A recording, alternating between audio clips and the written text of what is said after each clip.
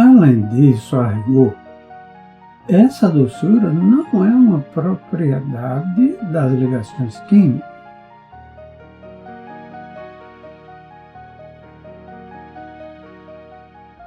É uma experiência sensorial que surge quando as moléculas de açúcar interagem com a química das nossas papilas gustativas.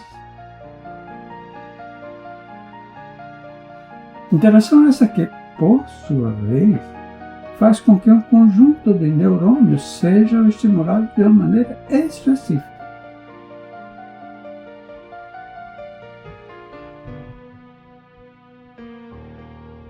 A experiência da doçura nasce dessa atividade neural.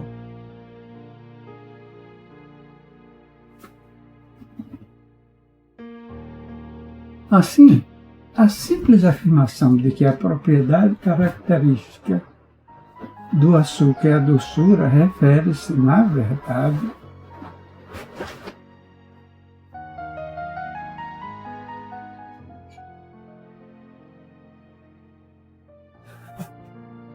a toda uma série de fenômenos emergentes que ocorrem em diversos níveis de complexidade.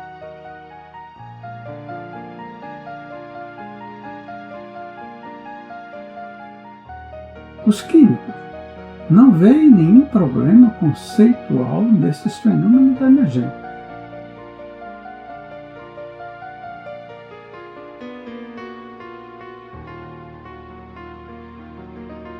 Quando identificam uma determinada classe de compostos como açúcares, em virtude do seu sabor doce.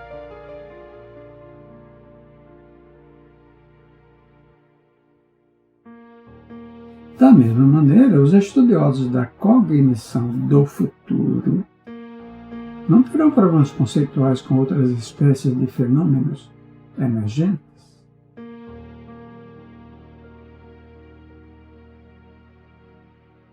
Quando os analisarem em função da experiência consciente resultante da bioquímica e da neurobiologia.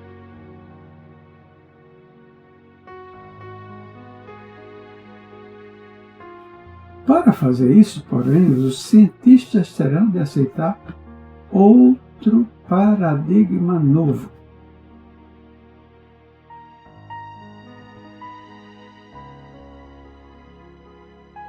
Terão de reconhecer que a análise da experiência viva, ou seja, dos fenômenos subjetivos, tem de fazer parte de qualquer ciência da consciência que mereça ser considerada como tal.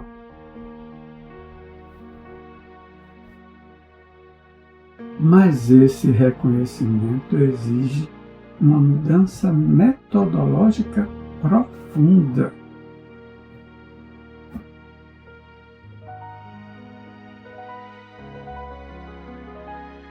Que poucos estudiosos da cognição estão dispostos a empreender.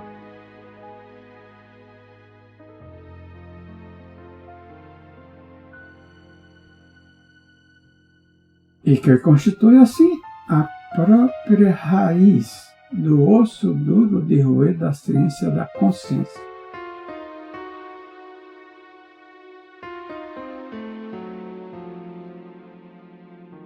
A enorme relutância dos cientistas em se ver às voltas com os fenômenos subjetivos faz parte da nossa herança cartesiana.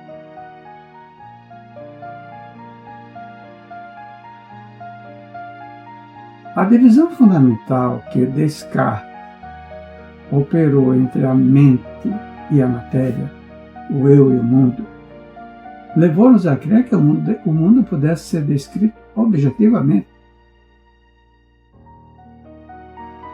Ou seja, sem que se fizesse menção nenhuma ao observador humano.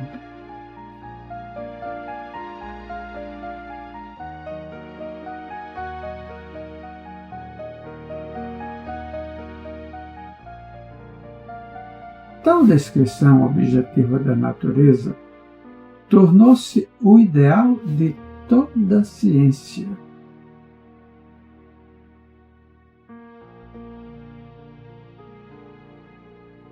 Entretanto, 3 séculos depois de Descartes, a teoria quântica nos mostrou que esse ideal clássico de uma ciência objetiva não poderia se aplicar ao estudo dos fenômenos atômicos. E em época ainda mais recente, a teoria da cognição de Santiago deixou claro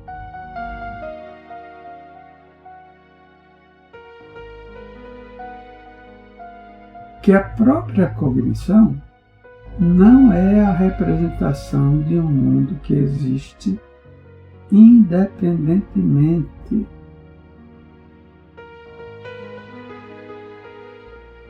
Mas antes, a produção de um mundo mediante o processo do viver.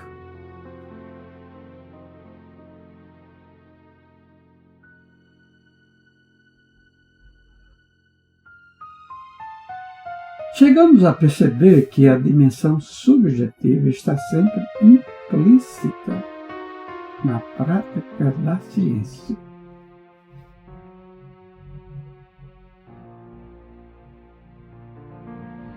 Porém, de maneira geral, ela não é o objeto explícito de estudo.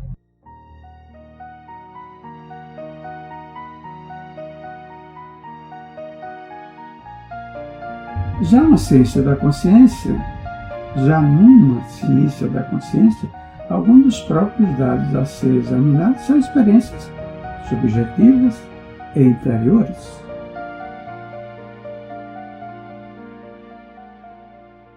Para que esses dados sejam reunidos e analisados sistematicamente,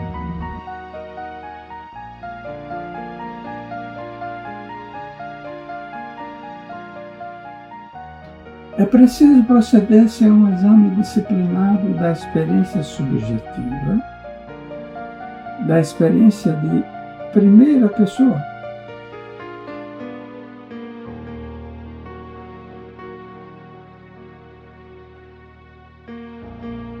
É só quando tal exame se torna uma parte inalienável do estudo da consciência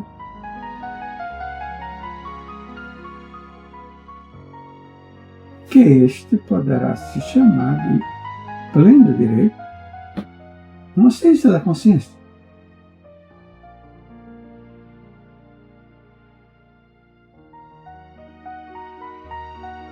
Isso não significa que temos de renunciar ao rigor científico.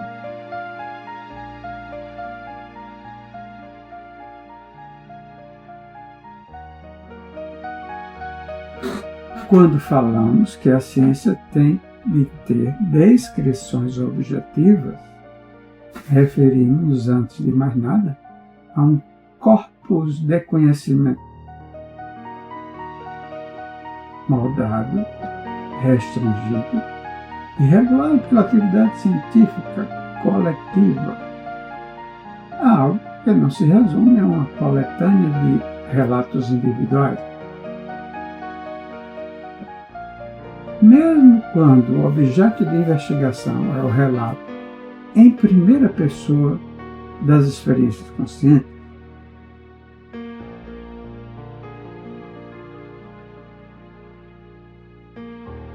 a validação intersubjetiva, que é uma das práticas padronizadas da ciência, não precisa ser deixada de lado.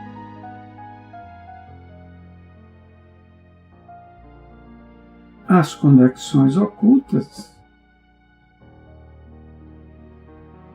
Fritjof Capra.